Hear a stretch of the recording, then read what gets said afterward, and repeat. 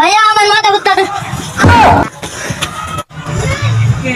ওই ছোট কই গেলি রে বিপুল ওকে নিয়ে গেছে ডাক্তার নিয়ে যা ডাক্তার সাহেব বিপুল ওকে নিয়ে গেছে তাড়াতাড়ি আসেন আরে তুমি কিন্তু টেনশন নিও না, আমি এই গোপাল খেলার মধ্যে সবচেয়ে বড় ডাক্তার।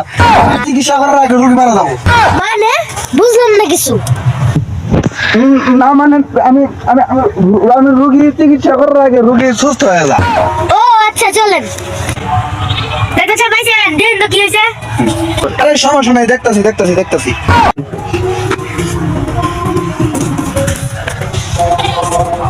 এর তো কোনো সমস্যা হয় নাই, সমস্যা বলতে এর এর ভিতরে ইঁদুরে বাসা বাঁধিছে।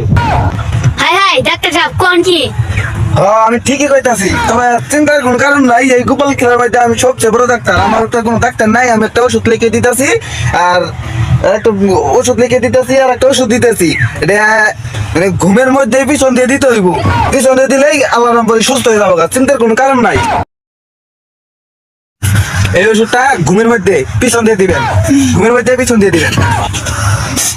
আর একটা ওষুধের নাম লিখে দিতেছি, আপনার এটা কিনে নিয়ে এটা খাওয়াবেন, তাহলে সুস্থ হয়ে যাবো। হ্যাঁ আপনারা কি কোন ডাক্তার সাহেব আমি দিলে কিছুই বুঝি না। হ্যাঁ রাস্তা দিয়ে আইতে সময় উল্টো কথা কইছে ডাক্তার সাহেব ভালো না। আপনাদের সব বুঝাই দিয়ে গেলাম, ওষুধপাতি সময় মতো খাওয়াবেন। আমি এখন বুঝাই গেলাম নাকি আমি গেলাম।